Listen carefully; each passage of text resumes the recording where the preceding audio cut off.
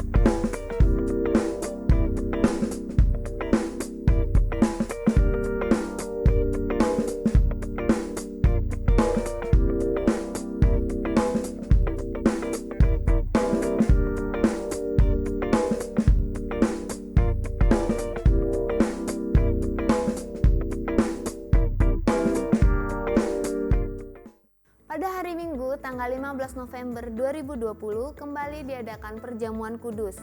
Jemaat diimbau untuk dapat mengambil roti dan anggur perjamuan kudus mulai dari hari Senin tanggal 9 November 2020 sampai dengan hari Sabtu tanggal 14 November 2020. Saya mengajak Bapak Ibu Saudara untuk terus memperkatakan Mazmur 91 agar iman kita tetap dikuatkan oleh Roh Kudus. Bagi saudara yang rindu untuk mendukung gerakan GBI Sehati tanggap COVID-19, dapat menyalurkan bantuan berupa dana melalui transfer ke rekening BCA di nomor 178011649 atas nama GBI Malahayati Misi. Atau jika saudara ingin menyalurkan bantuan dalam bentuk barang, dapat mengirimkannya langsung ke GBI Malahayati di Jalan Laksamana Malahayati nomor 126 Teluk Betung Selatan, Bandar Lampung. Kami mengucapkan terima kasih kepada saudara yang sudah mendukung gerakan ini. Tuhan Yesus memberkati.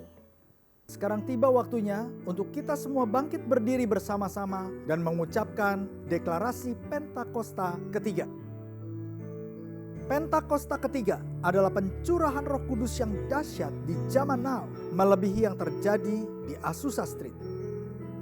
Pentakosta ketiga akan mengakibatkan penuaian jiwa yang terbesar dan yang terakhir sebelum Tuhan Yesus datang kembali. Pentakosta ketiga akan membangkitkan generasi Yeremia, yaitu anak-anak muda yang dipenuhi Roh Kudus, cinta mati-matian kepada Tuhan Yesus, tidak kompromi terhadap dosa dan akan bergerak untuk memenangkan jiwa. Pentakosta ketiga lahir di Indonesia dan bergerak ke bangsa-bangsa. Gerakan ini dari timur ke barat dan akan kembali ke Yerusalem. Pentakosta ketiga akan memberikan kuasa dan menyelesaikan amanat agung, dan setelah itu Tuhan Yesus datang kembali. Amin. Bagi jemaat yang membutuhkan pelayanan konseling, dukungan doa, ataupun pelayanan lainnya, dapat menghubungi call center berikut ini. Dan khusus bagi jemaat yang membutuhkan dukungan doa, dapat mengisi formulir permohonan doa yang terdapat dalam mobile aplikasi GBI Rayon 17 Lampung dan website gbirayon17.com. Berikut adalah cara untuk mengisi formulir permohonan doa melalui website. Buka browser Anda, kemudian ketik di kolom pencarian dengan gbirayon17.com. Lalu scroll ke bagian bawah dan klik permohonan doa. Kemudian scroll ke bagian bawah, isi nama, alamat, nomor telepon, email, serta permohonan doa yang ingin didoakan. Kemudian klik submit. Dan melalui mobile aplikasi adalah sebagai berikut. Masuk ke dalam mobile aplikasi GBI Rayon 17 Lampung. Kemudian pilih ikon permohonan doa. Isi nama, alamat, nomor telepon, email, serta permohonan doa yang ingin didoakan.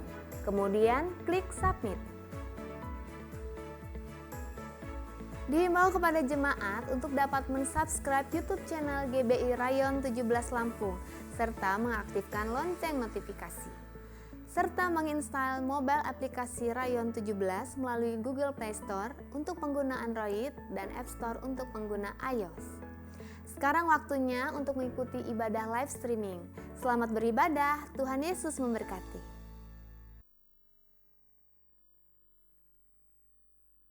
Shalom, apa kabar saudara? Kita percaya kita selalu di dalam keadaan yang luar biasa. Pada VOP kali ini, kita akan membahas mengenai kekudusan seksualitas atau sexual purity. Sebagai generasi Yeremia, setiap kita wajib menjaga kekudusan, khususnya kekudusan seksualitas. Namun sebuah riset yang diterbitkan lembaga independen pada tahun 2019 menyebutkan 33% remaja sudah melakukan hubungan seks di luar nikah. Hal ini bisa diakibatkan karena kurangnya pemahaman anak-anak muda akan prinsip-prinsip seksualitas yang benar. Maka dari itu, kita sebagai anak muda harus mengerti tentang hubungan seksualitas yang benar menurut Alkitab. Kita percaya Tuhan menciptakan hubungan seksual itu sakral dan kudus di hadapan Tuhan. Sehingga hubungan seksual hanya boleh dinikmati di dalam komitmen pernikahan. Hal ini dikarenakan hubungan seksual adalah anugerah Allah yang indah untuk dinikmati oleh sepasang suami dan istri yang sah dan sudah diberkati di dalam komitmen pernikahan. Firman Allah juga menekankan bahwa hubungan seksual bukanlah berasal dan akibat dari dosa, melainkan hubungan seksual diberikan di dalam pernikahan untuk menghindari percabulan. Prinsip yang lain adalah hubungan seksual harus dipersembahkan untuk kemuliaan Allah. Kita harus mengerti bahwa hubungan seksual bukanlah sekedar kepuasan fisik semata, namun hubungan seksual memberikan pengertian hubungan yang mendalam antara suami dan istri. Karena hubungan suami dan istri adalah gambaran hubungan Kristus dengan jemaatnya. Setelah mengerti prinsip kekudusan seksualitas yang benar, selanjutnya penting bagi kita anak-anak muda untuk memulai dan menjalani hubungan pranikah atau berpacaran secara bertanggung jawab di hadapan Tuhan. Ada beberapa perbedaan yang paling mendasar dari hubungan pranikah atau pacaran secara duniawi dan hubungan yang bertanggung jawab di hadapan Tuhan. Perbedaan pertama adalah pacaran duniawi hanya bertujuan mencari pengalaman dan kenikmatan dalam percintaan saja. Namun pacaran yang bertanggung jawab kepada Tuhan melihat hubungan pacaran sebagai persiapan untuk menuju ke arah pernikahan. Perbedaan kedua adalah pacaran menurut dunia hanya mengutamakan keintiman dan kepuasan fisik. Tetapi pacaran yang benar harus mengutamakan keintiman rohani dan emosi. Perbedaan ketiga adalah dalam hal komitmen, hubungan pacaran secara dunia hanya berorientasi kepada masa kini, sehingga mudah terjadi perpisahan ketika timbul konflik. Namun hubungan pranikah yang bertanggung jawab kepada Tuhan harus berorientasi kepada masa depan. Perbedaan-perbedaan ini adalah dasar untuk kita membatasi segala bentuk keintiman jasmani dengan kesadaran bahwa hubungan pacaran atau pranikah belumlah mengikat. Mengapa penting untuk setiap kita menjaga kekudusan, khususnya kekudusan seksualitas? Firman Tuhan di dalam 1 Korintus 6 ayat 19 dan 20 berkata, "Atau tidak tahukah kamu bahwa tubuhmu adalah bait Roh Kudus yang diam di dalam kamu? Roh Kudus yang kamu peroleh dari Allah, dan bahwa kamu bukan milik kamu sendiri, sebab kamu telah dibeli dan harganya telah lunas dibayar. Karena itu, muliakanlah Allah dengan tubuhmu." Kita harus mengerti bahwa tubuh kita adalah bait Roh Kudus dan Tuhan sudah menebus setiap kita. Sehingga sudah seharusnya kita memuliakan Allah dengan tubuh kita. Dan salah satu caranya adalah menjaga kekudusan, khususnya kekudusan seksualitas. Menjaga kekudusan juga adalah bentuk ketaatan kita kepada Allah. Selain itu juga, saat kita hidup kudus, Tuhan secara khusus bisa pakai kita untuk maksudnya yang mulia. Sebagaimana ditulis di dalam 2 Timotius 2 ayat 21 dan 22. Jika seorang menyucikan dirinya dari hal-hal yang jahat, ia akan menjadi perabot rumah untuk maksud yang mulia. Ia dikuduskan, dipandang layak untuk dipakai tuannya, dan disediakan untuk setiap pekerjaan yang mulia. Sebab itu, jauhilah nafsu orang muda, kejarlah keadilan, kesetiaan, kasih, dan damai bersama-sama dengan mereka yang berseru kepada Tuhan dengan hati yang murni. Sebagai generasi Yeremia, kita percaya Tuhan akan pakai kita dan percayakan kita hal-hal yang besar. Namun sebelum itu, penting untuk setiap kita menjaga hidup kita kudus di hadapan Allah dengan cara menjaga hubungan pranikah atau pacaran yang kudus dan bertanggung jawab di hadapan Allah. Namun, jika kita telah jatuh di dalam dosa seksualitas, Tuhan kita adalah Tuhan pengampun dan adil. Saat kita mau datang kepada Tuhan, mengakui setiap dosa-dosa kita dan bertobat, maka pengampunan Tuhan akan mengalir dan hidup kita akan dipulihkan. Selain itu juga, kita harus menjauhi pergaulan yang buruk dan mencari komunitas-komunitas orang percaya, serta kakak-kakak rohani yang dapat membimbing kita di dalam pertobatan. Karena itu, yuk setiap anak-anak muda, bagi kamu yang sedang berpacaran atau masih single, mari kita persembahkan seluruh tubuh kita untuk kemuliaan Tuhan, agar Dia bisa pakai setiap kita lebih maksimal dalam era Pentakosta ketiga ini. Saudara, untuk penjelasan lebih lengkapnya dari tim teologi kami, jangan lupa buka link yang di atas atau scan barcode yang tersedia. Selamat hari Minggu, Tuhan Yesus memberkati.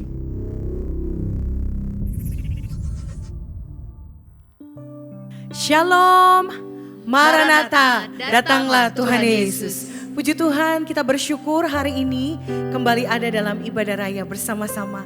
Mari datang kepada Tuhan dan naikkan ucapan syukur kita. Pagi hari ini Tuhan rindu untuk setiap kita datang mendekat kepada Dia. Mari nyatakan kepada Tuhan dalam doa kita pagi hari ini. Tuhan, kami memerlukan Engkau lebih dari sebelumnya. Engkaulah segala-galanya dalam hidup kami. Kami bawa ucapan syukur kami bawa penyembahan kami sebagai persembahan yang hidup, yang kudus dan yang berkenan kepadamu. Berkati ibadah kami pada hari ini. Engkau hadir, Engkau melawat, Engkau menjamah, Engkau menghiburkan, Engkau menguatkan, Engkau memulihkan keadaan kami. Terima kasih Tuhan. Kami mengucap syukur ya Tuhan Yesus. Ini waktunya kami mau menyembah-Mu. Kami mau menikmati kasih setia-Mu. Di dalam nama Yesus. Sama-sama kita katakan. Amin. Oh, mari panggil Dia Bapa. Bapa, pegang tanganku,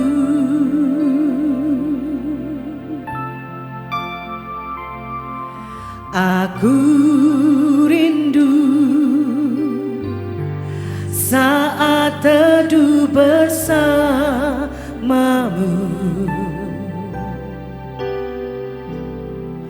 dekap aku dalam hangat naunganmu, bawa hidupku padamu, masuk dalam altar-Mu yang kudus. Bapa,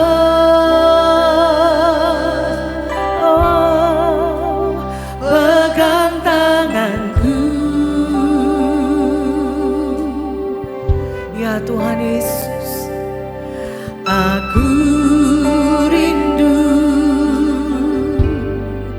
tinggal di dalam hati-Mu. Engkau terang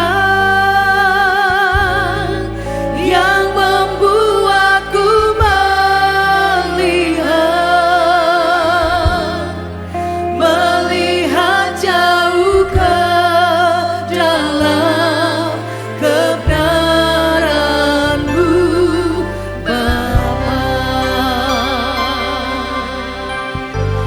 lebih dari nafasku, Bapa.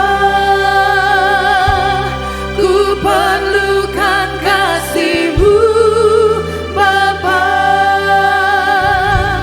Berjalan di samping-Mu, Bapa, seumur hidupku. Lebih dari nafasku, Bapa. Ku perlukan kasih-Mu, Bapa. Peganglah tanganku ya Bapa, untuk selamanya. Mari berikan tepuk tanganmu yang meriah buat Tuhan Yesus. Haleluya. Bapa, oh, pegang tanganku, nyatakan kerinduanmu. Aku rindu saat teduh bersamamu. Bawa setiap kami Tuhan dekap aku dalam hangat naungan-Mu. Bawa hidupku padamu, masuk dalam altar-Mu yang kudus. Bapa, ya Bapa, pegang tanganku. Mari pegang tangan kami. Aku rindu tinggal di dalam hati-Mu, sebab Engkau terang kami Tuhan. Engkau terang yang membuatku melihat, ya Tuhan, melihat jauh ke dalam kebenaran-Mu, Bapa. Mari nyatakan dengan segenap hati. Lebih dari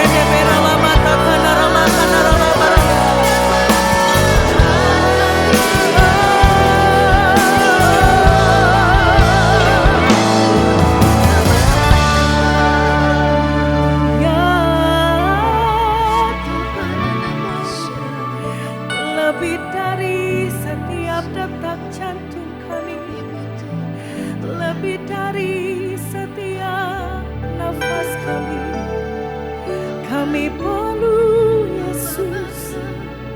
Kami hidup untuk menyembah-Mu. Kami hidup untuk menyembah-Mu, Tuhan.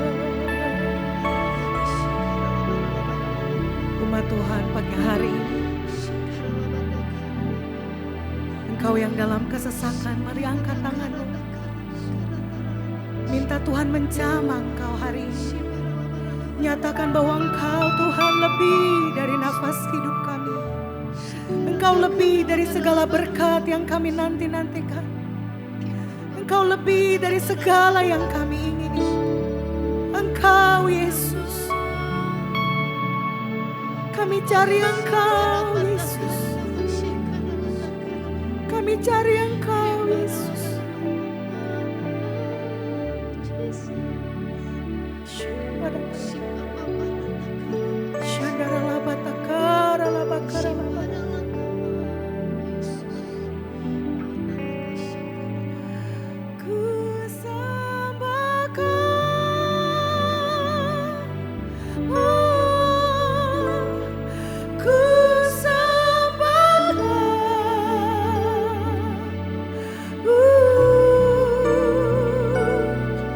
Tujuan hidupku untuk menyembah-Mu.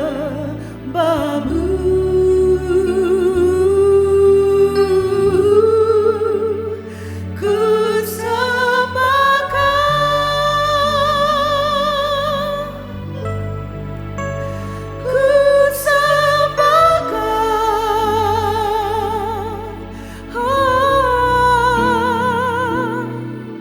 tujuan hidupku untuk menyembah-Mu. Mari angkat tanganmu, katakan. Ku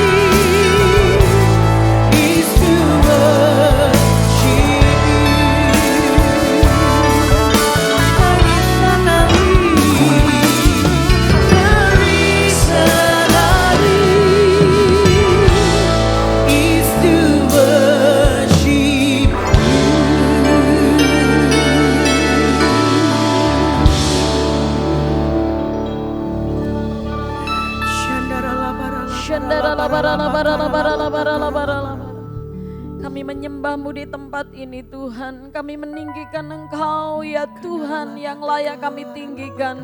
Allah yang besar, yang layak dipuji dan disembah. Kami bersyukur Tuhan, biar apa yang menjadi firman-Mu. Saat nama-Mu ditinggikan, Engkau akan menarik banyak jiwa boleh datang menyembahkan Engkau. Kami berdoa Tuhan, bangkitkan para penyembah-penyembah-Mu, penyembah yang benar, yang menyembah Engkau dalam roh dan kebenaran. Di rumah-rumah Tuhan ada pujian dan penyembahan, ada mesbah-mesbah yang dibangun dari setiap kehidupan umat-Mu.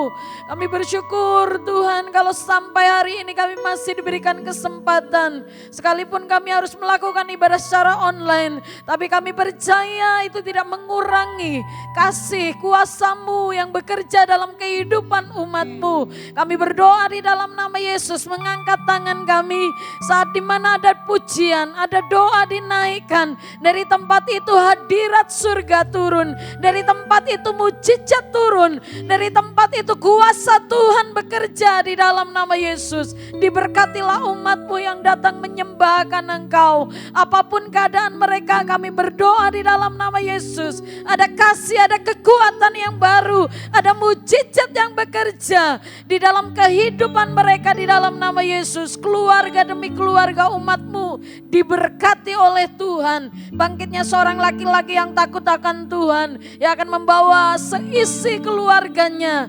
datang mencari wajah Tuhan. Kami bersyukur Tuhan, kami ada semuanya karena anugerah yang daripada Engkau. Bahkan di tengah kota kami Bandar Lampung, kami memberkati dengan Jehovah Shalom. Biarlah berkat damai sejahtera itu turun atas Bandar Lampung. Dari pintu gerbang Sumatera, mengalir dari setiap kota-kotanya yang ada di seluruh Sumatera sampai ke seluruh Indonesia. Kami memberkati dengan damai sejahtera yang daripada Engkau. Itu turun atas negeri ini di dalam nama Yesus. Pada masa-masa kesusahan ini, pada masa pandemi terjadi atas kota dan bangsa kami, bahkan seluruh bangsa-bangsa. Kami berdoa di dalam nama Yesus, dan tetap hadirat Tuhan, damai sejahtera-Mu itu tetap ada atas negeri ini oleh karena umat-Mu. Kami memberkati presiden kami dan seluruh jajarannya. Kami percaya kuasa Tuhan yang memberikan kekuatan untuk membangkitkan kembali negeri ini Tuhan, menjadi bangsa yang kuat di dalam nama Yesus. Kami bersyukur untuk para pemimpin rohani kami, dari Bapak Gembala Pembina kami, Bapak Dr. Insinyur Nikono Toraharjo dan keempat wakilnya. Kami memberkati hamba-Mu Tuhan. Kami percaya kuasa Tuhan itu mengalir. Melalui hamba-Mu akan diwariskan warisan-warisan rohani bagi generasi muda. Generasi Yeremia yang akan membawa api kemuliaan Tuhan. Membawa tuaian yang terbesar dan terakhir sebelum kedatangan-Mu. Kami bersyukur Tuhan, kami memberkatinya. Ibu kami yang kami kasih, Ibu Dewi besar keluarga besar hamba-Mu. Kami memberkati hamba-Mu ini di dalam nama Yesus. Kami bersyukur Tuhan, saat ini kami juga mengangkat tangan kami memberkati gembala rayon kami. Kami minta kuasa Tuhan itu bekerja atas hamba-Mu gembala rayon kami Tuhan. Kami minta Kau Tuhan yang memakai hamba-Mu lebih lagi. Kalau hari-hari ini hamba-Mu Tuhan diberikan kepercayaan untuk menyampaikan pesan Tuhan untuk generasi ini, bahkan bukan hanya atas kota dan bangsa kami. Engkau memakai hamba-Mu sampai kepada bangsa-bangsa. Urapi dengan pengurapan yang baru. Kami minta kuasa Tuhan yang bekerja agar generasi yang baru itu dibangkitkan. Generasi Yeremia, generasi penyembah, generasi yang akan membawa tuaian yang terbesar dan terakhir dengan roh yang menyertainya. Roh dan kuasa Elia Tuhan. Kami bersyukur Tuhan melalui hamba-Mu akan dibangkitkan di tempat ini. Diberkatilah Tuhan saat ini hamba-Mu yang akan menyampaikan isi hati Tuhan. Kami percaya biar dari tempat ini Tuhan, setiap gereja-Mu akan menyuarakan kembali suara-suara kenabian untuk gereja-Mu di akhir zaman. Terima kasih Bapa, berkati istri dan anak hamba-Mu. Kami bersyukur, kami menyerahkan ibadah kami hari ini ada di dalam tangan kuasa-Mu. Dan hanya di dalam nama Tuhan Yesus kami telah bersyukur dan berdoa. Haleluya. Amin. Haleluya. Mari nyanyikan kebaikan Tuhan hari ini. Mari angkat suaramu. Mari sambil bangkit berdiri nyanyikan pujian bagi Tuhan.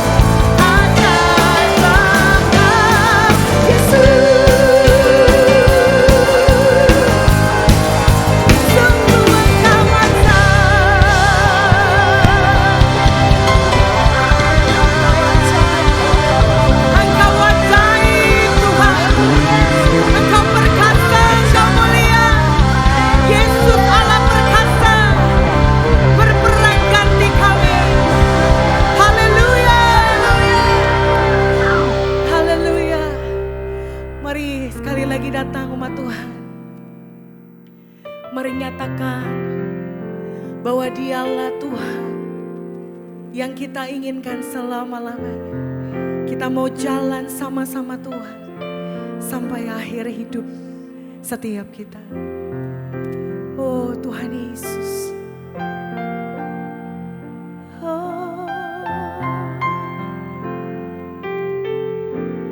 Bila Engkau tak bersama aku,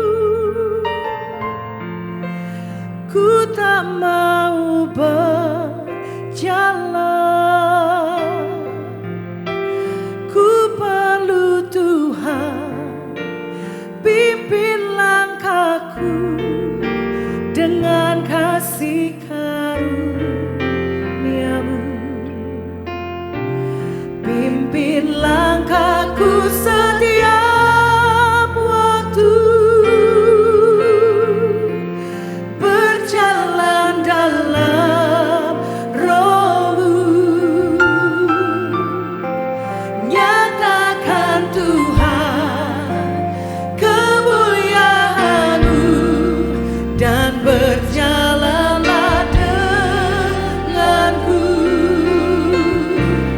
Bila Engkau tak besertaku, ku tak mau berjalan. Ku perlu Tuhan, pimpin langkahku dengan kasih karunia-Mu. Pimpin langkahku setiap waktu, berjalan dalam Roh-Mu. Nyatakan Tuhan kemuliaan-Mu dan berjalanlah denganku. Bila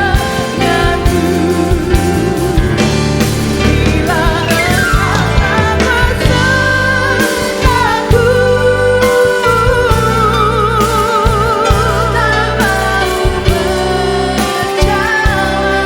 Kami perlu Tuhan,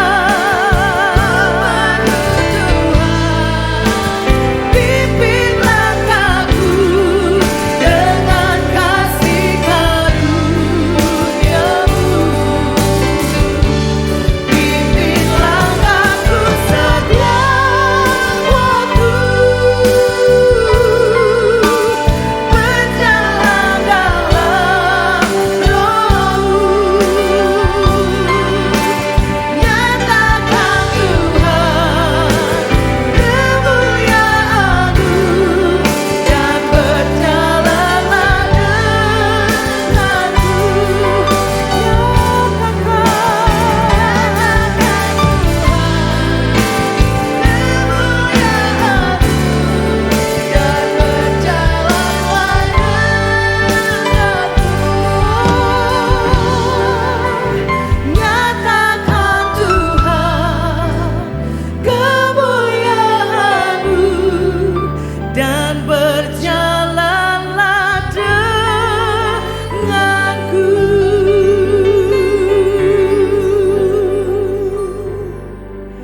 Kami perlu firman-Mu lebih dalam hidup kami, untuk kami berjalan sesuai dengan apa yang Tuhan ingin kami berjalan. Pimpin langkah setiap kami. Nyatakan kebenaran firman-Mu di dalam hidup kami. Dan kami terima dengan ucapan syukur hanya di dalam nama Yesus. Sama-sama kita katakan, amin.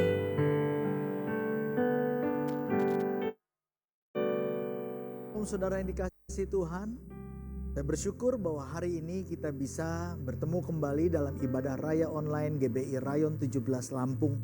Saya mau menyambut jemaat yang dari Lampung dan juga jemaat yang dari luar Lampung. Saya percaya bahwa kita semua sudah diberkati melalui doa, pujian, dan penyembahan. Dan sebentar kita akan mendengarkan firman Tuhan. Saya mengajak kita semua untuk sekali lagi berdoa. Biarlah kiranya Tuhan berbicara kepada setiap daripada kita secara pribadi. Bapa di surga, kami mengucap syukur untuk waktu ini sekali lagi kepadamu, bahwa Engkau telah menjamah kami, melawat kami melalui doa, pujian, dan penyembahan. Dan kalau sebentar kami akan mendengarkan firman Tuhan, biarlah kiranya Engkau berbicara kepada kami masing-masing secara pribadi. Berikan kami telinga untuk mendengar, hati untuk mengerti, dan roh yang diubahkan. Percayakan firman-Mu kepada hamba-Mu, agar hamba-Mu dapat menyampaikannya tepat seperti apa yang Engkau inginkan. Dan kami dedikasikan waktu ini seluruhnya ke dalam tangan Tuhan. Di dalam nama Tuhan Yesus kami mengucap syukur dan berdoa. Amin. Saudara yang dikasihi Tuhan, saat ini kita sudah berada di bulan November dari tahun 2020. Dan sebentar lagi kita akan mengakhiri tahun 2020. Saya tahu bahwa tahun 2020 adalah tahun yang sulit bagi kita semua. Ada banyak goncangan, ada banyak pergumulan yang kita hadapi. Tetapi ada banyak hal juga yang kita sudah pelajari selama tahun 2020 ini. Itu sebabnya pada hari ini saya mau membawakan firman Tuhan yang saya beri judul 5 Things We Learn in 2020. Atau 5 hal yang kita pelajari di tahun 2020. Saudara, firman Tuhan ini adalah bagian pertama. Nanti ada bagian kedua tentang 5 hal yang kita pelajari di tahun 2020. Karena sebetulnya ada banyak hal yang kita bisa pelajari dari tahun ini. Nah, saya mau mengajak kita semua untuk membuka di dalam kitab Ulangan pasalnya yang keempat, ayatnya yang ke-36. Di sana dikatakan, dari langit ia membiarkan engkau mendengar suaranya untuk mengajari engkau. Di bumi ia membiarkan engkau melihat apinya yang besar, dan segala perkataannya kau dengar dari tengah-tengah api. Saudara yang dikasihi Tuhan, kalimat ini diucapkan oleh Musa kepada bangsa Israel sebelum mereka masuk ke dalam tanah perjanjian. Juga sebelum ketika Musa diperintahkan oleh Tuhan untuk naik ke atas gunung Nebo dan meninggal di sana. Di sini Musa sedang mengingatkan kepada bangsa Israel tentang satu kejadian yang pernah terjadi di Gunung Sinai. Ketika itu Tuhan menampakkan kemuliaannya di hadapan seluruh bangsa Israel. Karena Tuhan ingin bicara kepada umatnya dengan bertatapan muka, tanpa perantara. Dan kejadian itu dicatat di dalam kitab Keluaran pasalnya yang ke-19 dan pasalnya yang ke-20. Di sana dikatakan ketika Tuhan menampakkan dirinya di Gunung Sinai. Saat itu Gunung Sinai diselimuti oleh awan kelam yang tebal. Kilat, guntur, saling sambung menyambung, saudara. Bahkan dikatakan ada suara sangkakala yang sangat memekakan telinga. Didengar oleh semua bangsa Israel. Dan Alkitab mengatakan Tuhan turun ke Gunung Sinai dalam bentuk api yang menghanguskan. Ketika itu Gunung Sinai goncang, gempa dengan begitu hebat. Saudara, saya yakin bahwa tidak ada satu orang pun dari antara orang Israel saat itu menyangka bahwa penampakan hadirat Tuhan bisa begitu dahsyat, begitu mengerikan, begitu menakutkan. Kebanyakan kita, kalau kita membayangkan Tuhan hadir, Tuhan turun dari surga, pasti gambaran yang kita miliki adalah langit terbuka, Tuhan turun di dalam kemuliaannya, didampingi dengan malaikat-malaikatnya. Lalu kemudian terdengar suara nyanyian merdu, suara sorgawi. Mungkin ada kecapi, ada harpa, ada suara-suara yang indah. Dan juga mungkin kita bayangkan ada sinar keemas-emasan yang turun dari surga. Ada burung merpati mungkin yang terbang, saudara. Tapi ternyata hari di mana bangsa Israel menyaksikan kemuliaan Tuhan dinyatakan di Gunung Sinai. Hari ketika bangsa Israel melihat Tuhan turun menampakkan dirinya di Gunung Sinai. Dalam satu bentuk yang tidak disangka-sangka. Tidak seperti apa yang mereka bayangkan. Tidak seperti apa yang mereka harapkan. Karena kehadiran Tuhan ternyata begitu menakutkan, begitu mengerikan. Dan Alkitab mengatakan, dari awan kelam dan dari api yang menghanguskan itu, Tuhan berbicara dan mengajar bangsa Israel. Saudara yang dikasihi Tuhan, hari-hari ini seluruh dunia sedang mengalami goncangan-goncangan yang hebat. Pandemi ini telah menimbulkan banyak kesukaran, kesusahan, dan goncangan. Kita sedang berada di dalam awan yang kelam itu. Pertanyaannya, mungkinkah bahwa goncangan-goncangan dan awan kelam yang kita saksikan hari-hari ini dan kita alami hari-hari ini adalah cara Tuhan untuk berbicara dan mengajar saudara dan saya? Bahwa dari dalam goncangan, dari dalam permasalahan dan pergumulan, Dia mau mengajar kita dan Dia mau menuntun kita. Itu sebabnya saudara yang dikasihi Tuhan, hari-hari ini kita harus memiliki hati dan telinga yang peka untuk mendengar suara Tuhan yang berbicara kepada kita melalui goncangan. Firman Tuhan berkata, kalau hari ini engkau mendengarkan suara Tuhan berbicara kepadamu, jangan mengeraskan hati. Jangan menutup hatimu. Jangan menutup telingamu. Izinkan Tuhan berbicara. Izinkan Dia mengajar. Dan izinkan Dia menuntun hidup kita melalui goncangan yang sedang terjadi.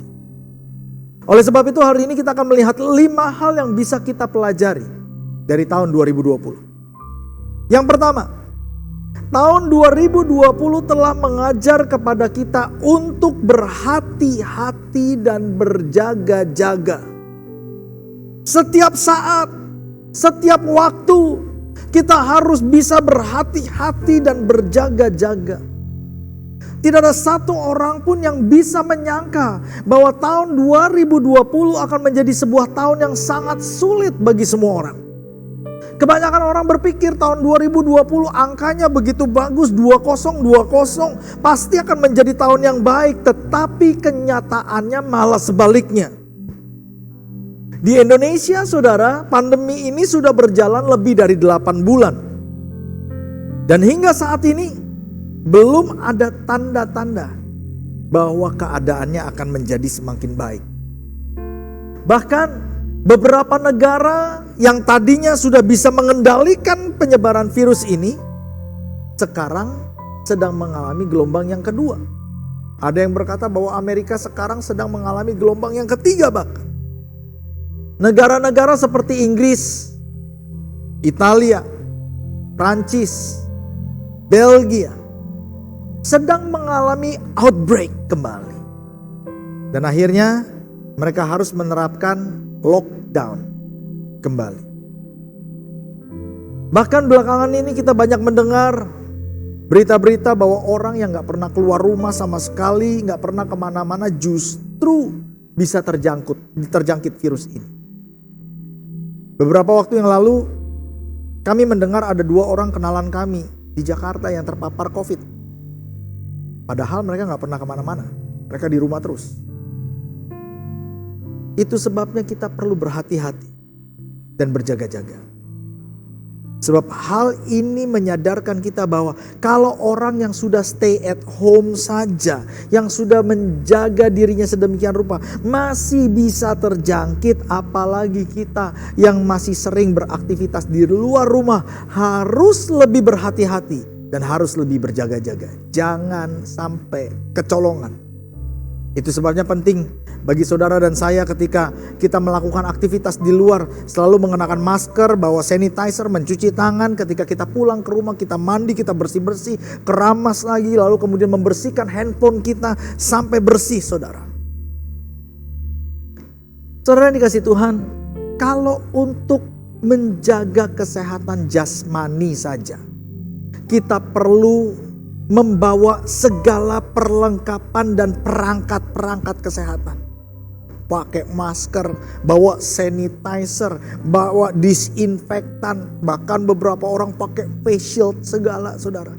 Kalau untuk kesehatan jasmani saja kita sampai rela membawa perangkat itu dan kita harus membawa perangkat itu. Apalagi kesehatan rohani kita. Kita perlu membawa perangkat, peralatan, perlengkapan untuk melindungi kerohanian kita. Kita harus jaga kerohanian kita di tengah-tengah goncangan, supaya kerohanian kita tidak lemah, tidak mundur, atau bahkan mati. Saudara, setiap hari kita diperhadapkan dengan peperangan rohani. Iblis akan semakin mencoba memakai goncangan ini untuk membuat iman anak-anak Tuhan menjadi lemah atau hancur. Itu sebabnya hari-hari ini saudara dan saya harus mengenakan perlengkapan, perlindungan rohani, supaya kita bisa melawan kekhawatiran, lawan ketakutan, lawan serangan-serangan iblis yang bisa membuat saudara dan saya lumpuh, bisa membuat saudara dan saya takut, sesak, bahkan mati secara rohani. Saya mau membawa kita untuk membuka kitab Efesus pasal yang ke-6 ayat 13-17. Rasul Paulus tulis begini, sebab itu ambillah seluruh perlengkapan senjata Allah, supaya kamu dapat mengadakan perlawanan pada hari yang jahat itu, dan tetap berdiri sesudah kamu menyelesaikan segala sesuatu. Kenakanlah, ambillah seluruh perlengkapan senjata Allah pada hari yang jahat. Saya percaya bahwa hari-hari ini adalah hari-hari yang jahat, seperti yang dimaksudkan oleh Rasul Paulus. Ayat 14 dikatakan begini, jadi berdirilah tegap, berikat pinggangkan kebenaran, berbaju zirahkan keadilan, dan kakimu berkasutkan kerelaan untuk memberitakan Injil damai sejahtera. Dalam segala keadaan, pergunakanlah perisai iman. Sebab dengan perisai itu kamu akan dapat memadamkan semua panah api dari si jahat. Dan terimalah ketopong keselamatan dan pedang roh, yaitu firman Allah. Saudara, kita harus mengambil dan mengenakan seluruh perlengkapan senjata Allah ini. Gak bisa cuma satu, gak bisa cuma dua, tapi semuanya. Sama seperti keadaan kita sekarang. Gak bisa saudara mengatakan, oh saya sudah cuci tangan berarti saya gak perlu pakai masker. Atau saudara berkata bahwa, oh saya sudah pakai masker berarti saya gak perlu pakai sanitizer lagi. Atau berkata, saya sudah pakai sanitizer gak perlu saya mandi lagi. Saudara, gak bisa, gak bisa. Kita harus mengenakan seluruh perlengkapan, menjaga, berhati-hati. Jangan sampai ada celah virus itu masuk dan kemudian memaparkan kita. Demikian juga di dalam kehidupan rohani kita. Saudara dan saya harus mengenakan seluruh perlengkapan senjata Allah. Tidak bisa cuma satu. Oh saya cuma mau pakai ketopong keselamatan. Oh saya nggak suka itu. Saya suka yang ini. Tidak bisa. Kita harus mengenakan seluruhnya. Ketopong, ikat pinggang, baju zirah, kasut, pedang, perisai. Semuanya harus dikenakan. Itu sebabnya kita perlu cek. Ayo kita cek diri kita. Apa kita masih pakai nggak perlengkapan senjata Allah ini? Masih ada nggak di dalam hidup kita ikat pinggang kebenaran itu? Masih nggak kita hidup di dalam kebenaran? Masih nggak kita memperkatakan kebenaran? Atau sepanjang pandemi ini hidup kita sudah di luar kebenaran? Perkataan kita sudah mengucapkan kata-kata yang tidak benar. Ayo kita cek, apakah kita masih hidup di dalam keadilan? Apakah kita masih bergairah untuk bersaksi dan berkata, Tuhan Yesus dahsyat. Meskipun mungkin hidup kita sedang mengalami banyak masalah. Kita sedang mengalami banyak pergumulan. Meskipun mungkin kita sendiri sedang menangis dan mengerang kepada Tuhan. Tapi bisa nggak di tengah-tengah pergumulan itu, meskipun doa kita belum dijawab, mujizat belum terjadi, tapi saudara dan saya tetap bisa berkata, Tuhan Yesus baik. Masih nggak kita berpegang kepada iman percaya kita? Sebab iman kita itu seperti perisai dikatakan. Perisai yang bisa memadamkan semua panah api, serangan, tipu daya. Masih nggak kita membaca firman, merenungkan firman, memperkatakan firman sampai hari ini? Sebab Rasul Paulus katakan firman itu seperti pedang. Dan pedang itu bukan sembarang pedang. Pedang itu berkuasa untuk menghancurkan musuh. Semua ini harus kita kenakan. Supaya kita tidak terpapar oleh virus yang iblis sedang sebarkan. Karena virus yang iblis sedang sebarkan bisa melemahkan, bisa membuat kita kecewa, takut, bahkan putus asa. Cek. Kalau hari-hari ini mungkin kita sudah tidak mengenakan perlengkapan senjata Allah lagi. Kita mau bertobat. Kita mau katakan, Tuhan, aku mau kembali. Aku mau pakai seluruh perlengkapan itu. Aku mau berjaga-jaga.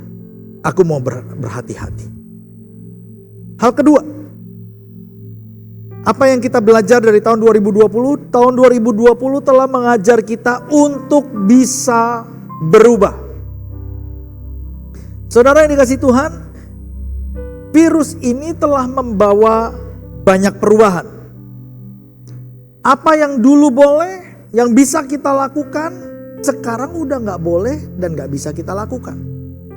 Itu sebabnya tahun 2020 telah mengajar kita untuk menjadi orang-orang yang harus bisa berubah.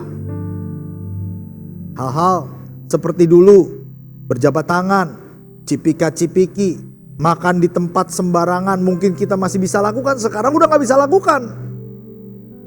Beberapa waktu yang lalu saya bersama dengan istri, kita sedang lihat sebuah video di YouTube tentang kuliner. Dan di sana ada seorang host yang ceritanya dia sedang pergi ke sebuah daerah di Jawa Tengah. Lalu kemudian dia mencoba kuliner khas daerah itu. Dan di dalam cuplikan itu, karena video ini direkam sebelum zaman pandemi, saudara. Wah, dia turun ke jalanan, di pinggir jalan itu ada tenda kaki lima. Dan di sana dia pesan makanannya karena itu makanan yang terkenal banget, saudara ya, dan enak banget. Banyak orang yang lagi makan di situ. Tapi dikasih lihat makanannya semuanya terbuka.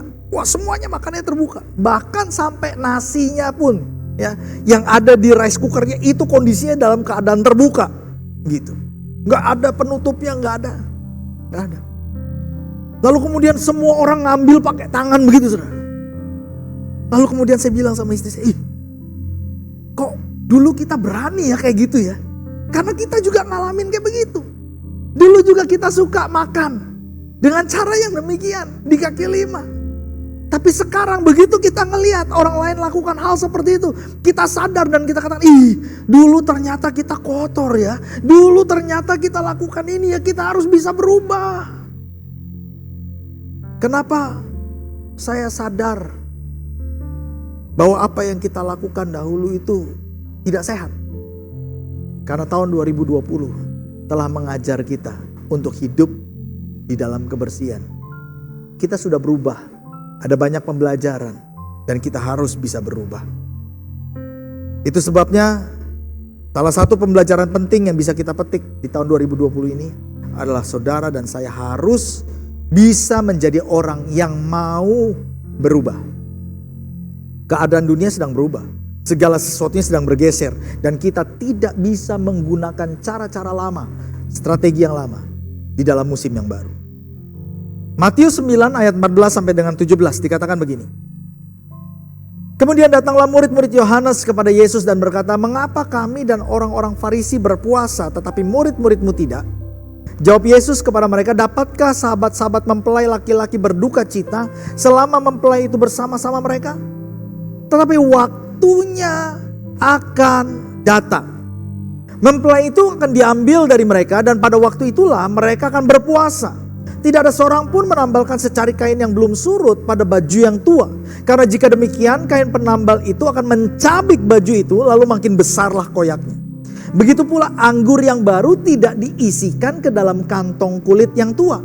Karena jika demikian kantong itu akan koyak. Sehingga anggur itu terbuang dan kantong itu pun hancur. Tetapi anggur yang baru disimpan orang dalam kantong yang baru pula, dan dengan demikian terpeliharalah kedua-duanya. Saudara, di dalam perikop ini Tuhan Yesus itu sedang ditanya oleh murid-murid Yohanes tentang puasa.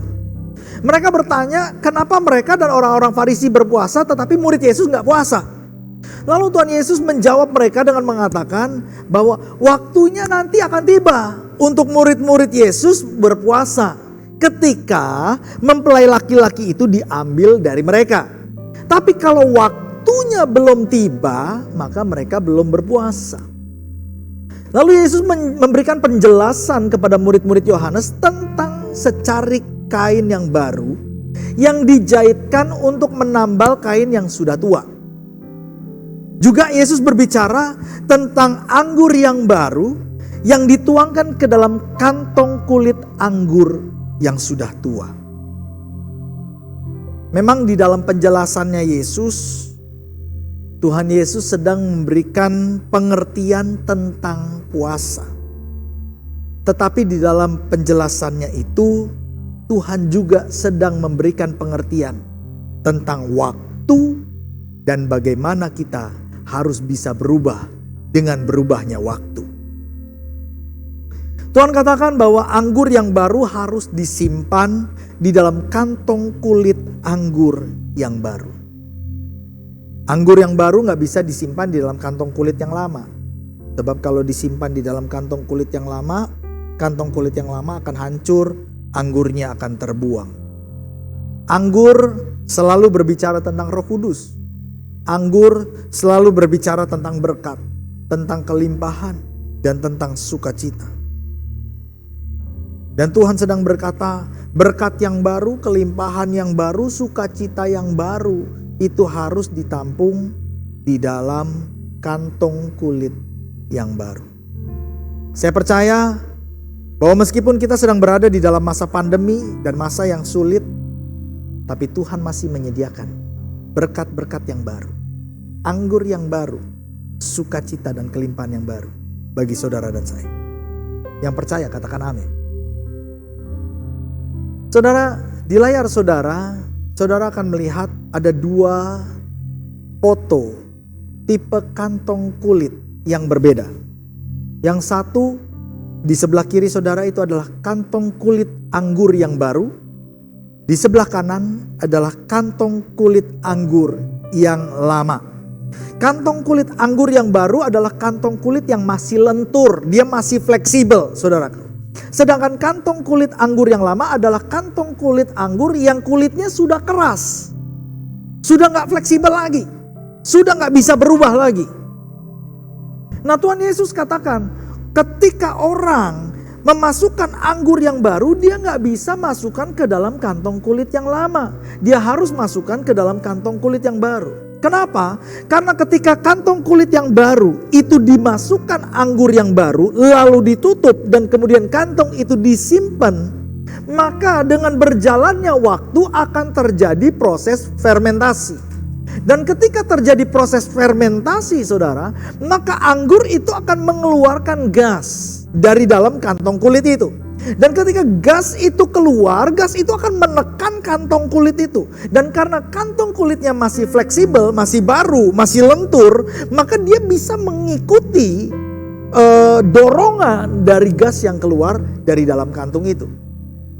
Setelah didiamkan beberapa lama dan proses fermentasi itu selesai atau terjadi, maka kantong kulit yang baru tadi akan mulai mengeras. Lama-kelamaan kulitnya makin keras, dan makin keras. Kenapa bisa terjadi seperti itu? Karena memang itulah sifat daripada sebuah kulit. Seperti sepatu kita. Kalau sudah lama kita nggak pakai sepatu kulit kita, maka sepatu kulit kita nggak nyaman lagi, dia akan jadi keras. Demikian juga kantong kulit anggur. Saudara, Tuhan Yesus katakan, anggur yang baru tidak bisa dimasukkan ke dalam kantong kulit yang sudah keras, kantong kulit yang lama. Karena kalau dimasukkan ke dalam kantong kulit yang lama, ditutup lalu kemudian diizinkan proses fermentasi terjadi lagi, maka dari dalam kantong kulit yang lama itu akan terjadi tekanan Ketika fermentasi terjadi, gas akan keluar dan gas itu akan menekan kantong kulit yang lama. Tetapi karena dia sudah mengeras, dia nggak lentur, dia nggak fleksibel dan dia nggak bisa berubah lagi. Dan tekanan itu akan semakin membesar dan menekan kantong kulit itu. Dan karena dia nggak bisa mengembang, akhirnya kantong itu akan robek dan pecah. Dan ketika kantong itu robek, anggur yang baru, berkat yang baru, kelimpahan yang baru, sukacita yang baru terbuang dengan sia-sia. Tuhan Yesus katakan, di musim yang baru ini, Tuhan mau agar kita belajar untuk berubah. Berkat yang baru harus ditampung menggunakan kantong yang baru. Kalau pakai kantong yang lama, kantongnya akan koyak. Dan akhirnya berkat itu akan tercecer. Hari-hari ini segala sesuatunya sedang berubah. Cara orang berdagang berubah, cara orang berbisnis berubah, cara orang berbelanja berubah, cara orang berpikir harus bisa berubah. Strategi lama sudah gak bisa lagi dipakai. Untuk kita diberkati, rajin kerja dan kerja keras tidak cukup. Oh penting bagi kita untuk rajin, penting bagi kita untuk kerja keras. Tapi saudara dan saya juga harus bisa menggunakan cara-cara yang baru. Ada orang-orang yang rajin kok. Di tengah-tengah masa pandemi tetap buka toko dari pagi sampai malam. Tapi gak mau menggunakan cara yang baru, masih menggunakan cara yang lama. Dia hanya pasif menunggu pelanggan untuk datang ke tokonya. Akhirnya dia mengalami kesulitan. Karena cara-cara yang lama gak bisa dipakai lagi. Makanya kita harus selalu memiliki hati yang mau berubah. Yang mau belajar. Ganti kantong, ganti cara. Supaya berkat kita tidak tercecer dan terbuang dengan sia-sia. Yang ketiga, pelajaran apa yang tahun 2020 telah ajarkan kepada kita? Tahun 2020 telah mengajar kita untuk berpegang pada iman dan pengharapan dalam Yesus. Ibrani 11 ayatnya yang pertama berkata, iman adalah dasar dari segala sesuatu yang kita harapkan dan bukti dari segala sesuatu yang tidak kita lihat. Kitab Ibrani mengatakan bahwa dasar dari pengharapan kita adalah iman kita. Pertanyaannya adalah, di tengah-tengah goncangan yang sedang terjadi saat ini, dasar iman seperti apa yang kita miliki? Kalau dasar iman, pondasi iman kita kokoh, maka pengharapan kita juga pasti kokoh. Tetapi kalau kita tidak memiliki dasar iman yang kokoh, pondasi kita tidak kokoh, pengharapan kita juga tidak akan kokoh. Saudara yang dikasihi Tuhan, kalau selama ini kita membangun pengharapan kita di atas dasar iman yang salah. Kita menaruh iman percaya kita kepada uang. Kita menaruh iman percaya kita kepada kekayaan. Lalu kemudian kita katakan, oh saya punya banyak tabungan. Saya punya banyak simpanan. Meskipun terjadi goncangan, kelaparan, saya akan aman. Oh saya mau katakan, kalau kita menaruh kepercayaan kita, menaruh iman kita kepada sesuatu yang salah, engkau akan kecewa. Engkau akan hidup dalam ketakutan, engkau akan hidup di dalam kekhawatiran ketika engkau melihat buku tabunganmu dan angka jumlah yang ada di sana semakin hari semakin berkurang. Engkau akan goyah kalau engkau menaruh iman percayamu kepada jabatan. Kalau engkau menaruh iman percayamu kepada koneksi. Mungkin ada yang berpikir, oh saya punya orang-orang yang saya kenal, orang-orang yang berkuasa, orang-orang yang bisa menolong saya. Tetapi saya mau katakan, di tengah-tengah goncangan yang sedang terjadi, engkau akan goyah ketika engkau melihat bahwa orang-orang yang engkau harapkan ternyata gak bisa nolong kamu. Sebab di tengah-tengah goncangan yang sedang terjadi saat ini, hanya ada satu pribadi yang bisa nolong saudara dan saya, yaitu Yesus Kristus Tuhan. Dan pengharapan kita harus dibangun di atas dasar iman yang tidak tergoncangkan oleh apapun, yaitu Yesus Kristus Tuhan.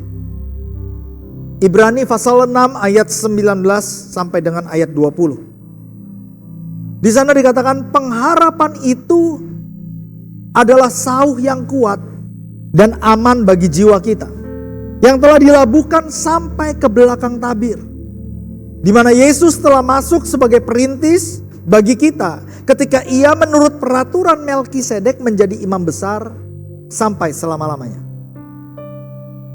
Penulis kitab Ibrani ini mengatakan bahwa pengharapan yang kita miliki di dalam Yesus Kristus itu seperti sauh. Sauh itu jangkar, saudara. Seperti jangkar yang kuat yang memberikan rasa aman kepada jiwa kita. Jangkar adalah sebuah perangkat yang ada di dalam sebuah kapal. Dan kegunaan sebuah jangkar adalah untuk membuat sebuah kapal berhenti pada titik koordinat dalam keadaan stabil. Hal ini sangat dibutuhkan terutama ketika kapal tersebut sedang menghadapi badai yang besar. Biasanya seorang kapten akan menyuruh anak buahnya menurunkan jangkar kalau dia melihat keadaan sudah tidak kondusif. Badai, arus yang besar, gelombang besar, angin kencang, dia akan segera menurunkan jangkar. Dan jangkar itu ketika diturunkan dia akan tersangkut dengan sebuah batu karang atau sesuatu yang kuat di bawah, di dasar laut. Dan kalau batu karang itu adalah batu karang yang kuat, maka ketika kapal itu dihantam oleh angin, arus, gelombang, ombak yang besar, kapal itu tidak akan bergeser. Dia akan tetap ada di titik koordinat yang sama. Dia gak akan hanyut. Dia gak akan ke bawah arus. Dia gak akan kandas. Karena dia ada di titik koordinat yang sama dengan jangkar yang terpaut pada sebuah batu karang yang kuat. Permasalahannya saudara, ada banyak orang yang menyangkutkan, memautkan jangkarnya pada sesuatu yang salah. Mereka pikir batu karang itu kuat. Mereka pikir uang adalah batu karang yang kuat. Mereka taruh jangkar iman mereka dan pengharapan mereka di situ. Tapi ternyata ketika goncangan datang, ombak besar datang, ternyata uang gak kuat, bergeser. Kapal mereka hanyut. Kehidupan mereka jadi hanyut. Ada yang berpikir bahwa jabatan adalah batu karang yang kuat. Mereka menaruh jangkar mereka, pengharapan mereka kepada jabatan. Ternyata ketika goncangan terjadi, mereka kehilangan jabatan, mereka kehilangan pekerjaan, dan akhirnya kehidupan mereka hanyut. Ada yang berpikir koneksi. Koneksi segala-galanya. Dalam keadaan sulit pasti bisa ditolong, tetapi dalam keadaan goncangan ternyata koneksi pun gak bisa membantu kita. Itu sebabnya saya mau katakan, kalau saudara mau melabuhkan jangkar saudara, engkau mau menurunkan jangkar saudara, labuhkan jangkar saudara pada batu karang yang gak bisa bergeser, yang gak bisa berubah, yang kokoh. Dan hanya ada satu batu karang yang dari zaman dulu, sekarang, dan selama-lamanya yang tidak bergeser. Sudah teruji. Dari generasi kepada generasi kepada generasi, batu karang itu tidak teruji. Dari satu goncangan kepada goncangan, dari satu ancaman kepada ancaman. Orang-orang yang menaruh jangkarnya, melabuhkan jangkarnya kepada batu karang itu, hidup mereka tidak goyah. Dan satu batu karang itu adalah Yesus Kristus Tuhan. Taruh pengharapan pada Yesus Kristus Tuhan. Bangun imanmu pada Yesus Tuhan. Hidupmu akan kokoh. Yang keempat, Tahun 2020 telah mengajar saudara dan saya untuk menjadi orang-orang yang gagah berani. Karena tahun 2020 mengajar kita untuk tidak takut. Jangan takut. Yosua pasal 1 ayat ke-6 dan sampai dengan ayat yang 9 dikatakan, kuatkan dan teguhkanlah hatimu, sebab engkaulah yang akan memimpin bangsa ini memiliki negeri yang kujanjikan dengan sumpah kepada nenek moyang mereka untuk diberikan kepada mereka. Hanya kuatkan, teguhkan hatimu dengan sungguh-sungguh, bertindaklah hati-hati sesuai dengan seluruh hukum yang telah kuperintahkan kepadamu oleh hambaku Musa. Jangan menyimpang ke kanan atau ke kiri, supaya engkau beruntung kemanapun engkau pergi. Janganlah engkau lupa memperkatakan kitab Taurat ini, tetapi renungkan itu siang dan malam, supaya engkau bertindak hati-hati sesuai dengan segala yang tertulis di dalamnya. Sebab dengan demikian perjalananmu akan berhasil dan engkau akan beruntung. Bukankah telah kuperintahkan kepadamu, kuatkan dan teguhkanlah hatimu. Jangan kecut dan tawar hati, sebab Tuhan Allahmu menyertai engkau kemanapun engkau pergi. Saudara yang dikasihi Tuhan, sebelum Yosua dan bangsa Israel masuk ke tanah perjanjian dan berhadapan dengan musuh-musuh mereka di sana, Tuhan mengingatkan kepada Yosua untuk menguatkan dan meneguhkan hatinya.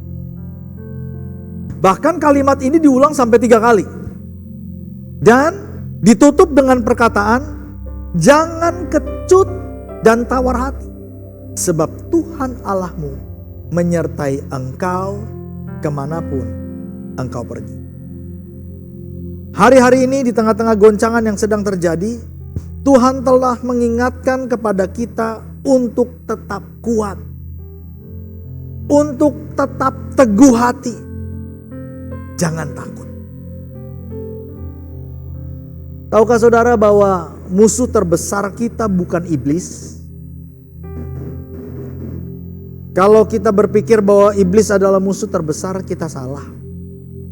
Sebab 2000 tahun yang lalu Tuhan Yesus telah mengalahkan iblis di atas kayu salib. Dan Tuhan Yesus telah memberikan kuasa kepada kita untuk menang atas kuasa kegelapan. Tapi saya mau katakan musuh terbesar kita adalah rasa takut. Iblis tahu ini. Iblis tahu. Itu sebabnya dari waktu ke waktu iblis akan selalu berusaha membuat saudara dan saya takut.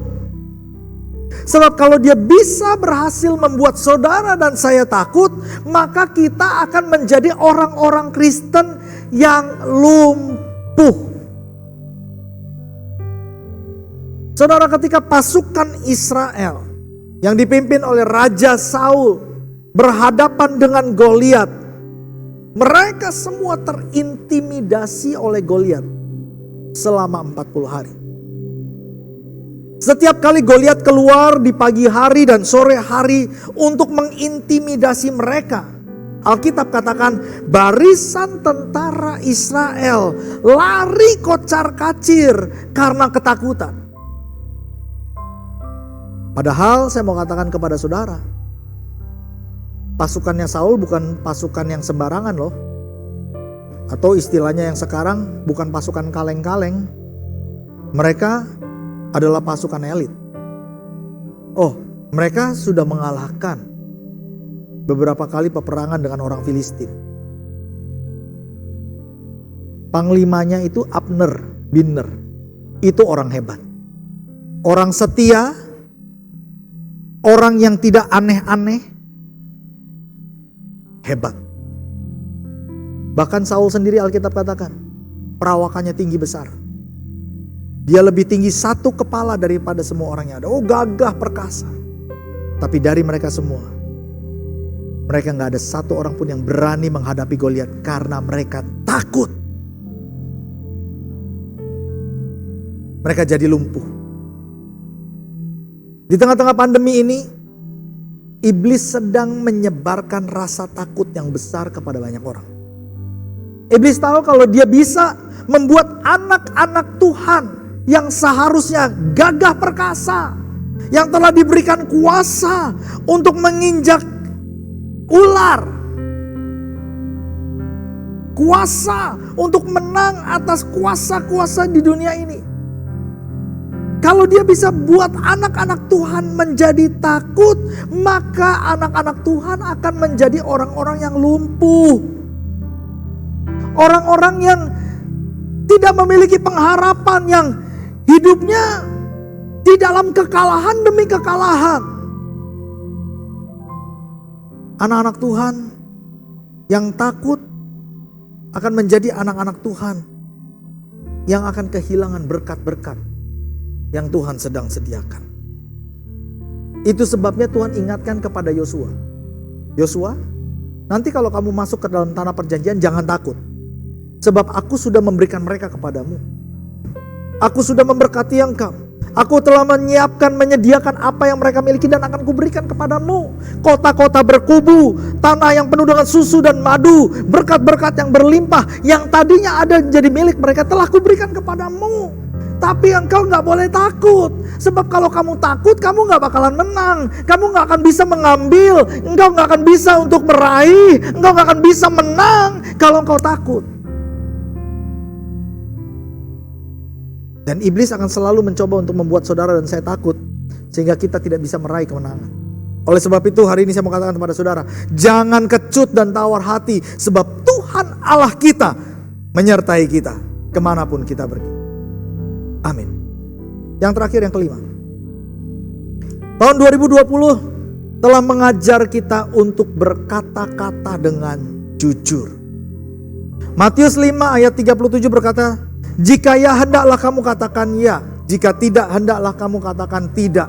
Apa yang lebih daripada itu berasal dari si jahat. Kalimat ini diucapkan oleh Tuhan Yesus ketika ia sedang mengajarkan murid-muridnya untuk tidak bersumpah palsu. Pandemi virus COVID-19 ini telah mengajarkan kita untuk berkata jujur dan berterus terang. Saudara, saya ingat di awal-awal pandemi ada beberapa orang yang terpapar oleh COVID-19. Mereka takut untuk berkata jujur bahwa mereka sakit. Mereka takut ketika mereka ditanya untuk melakukan tracing kemana saja mereka sudah pergi. Kepada siapa saja mereka sudah berinteraksi. Mereka gak berani ngomong. Dan karena ketakutan mereka, akhirnya virus itu gak bisa dikendalikan penyebarannya. Mereka takut kalau mereka berkata jujur, nanti mereka akan dikucilkan oleh keluarga mereka. Mereka akan dikucilkan oleh teman-teman mereka, oleh tetangga mereka, orang-orang dekat mereka. Tapi saya mau katakan, justru pandemi ini telah mengajar kita, kalau kita gak jujur, justru kita sedang membahayakan orang-orang yang kita kasihi. Kalau kita gak jujur, kita bukan hanya merugikan diri kita, tapi kita membahayakan banyak orang. Biarlah ini menjadi pembelajaran bagi kita semua. Bahwa hari-hari ini kita harus belajar untuk berkata jujur. Dalam segala tindakan. Dalam cara kita berbisnis. Dalam cara kita menjalin hubungan dengan orang lain. Biarlah perkataan yamu adalah menjadi ya. Dan kalau tidak, katakan tidak. Sebab selebihnya itu berasal dari si jahat. Semakin digantung, semakin kita tutup-tutupi, semakin kita berbohong, itu dari si jahat. Kita bukan hanya merugikan diri kita, tapi kita akan merugikan banyak orang. 5 hal yang bisa kita pelajari di tahun 2020. Yang pertama, berjaga-jaga, berhati-hati. Yang kedua, harus belajar untuk bisa berubah. Yang ketiga, berpegang pada iman dan pengharapan kepada Yesus Kristus. Yang keempat, jangan takut. Dan yang kelima, berkata dengan jujur. Pejamkan mata, kita berdoa. Bapa di surga, terima kasih Tuhan untuk firman Tuhan yang telah disampaikan pada hari ini. Berkati umat-Mu dimanapun mereka berada. Biarlah firman ini berbicara kepada mereka. Biarlah kami hari-hari ini menjadi orang-orang yang mendengar suara Tuhan dan belajar dari Tuhan. Terus tuntun kami di penghujung tahun 2020 ini. Hamba-Mu percaya bahwa Engkau masih menyimpan berkat-berkat yang baik, berkat-berkat yang baik, bahkan yang terbaik bagi umat-Mu yang berharap kepada Tuhan. Terima kasih Tuhan Yesus.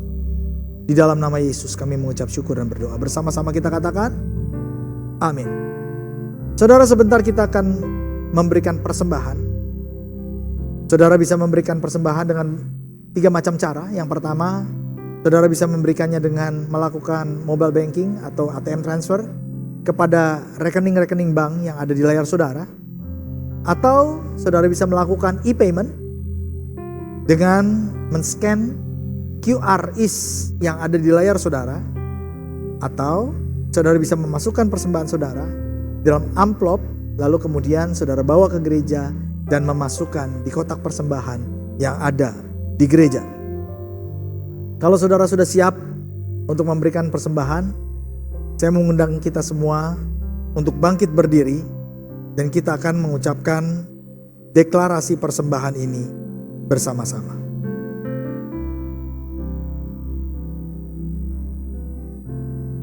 Angkat persembahanmu tinggi-tinggi dan kita ucapkan bersama-sama. Tahun 2020 adalah tahun dimensi yang baru. Tahun 2020 adalah tahun taat dan percaya.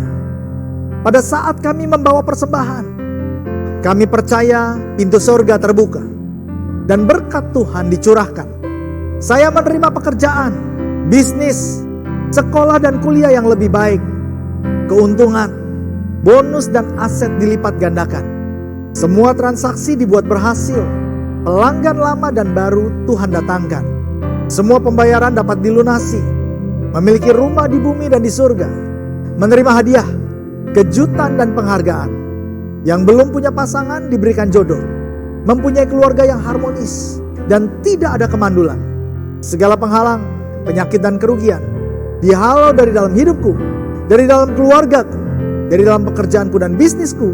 Dan ini adalah waktu untuk memberikan persembahan di dalam nama Tuhan Yesus. Bersama-sama katakan haleluya. Amin.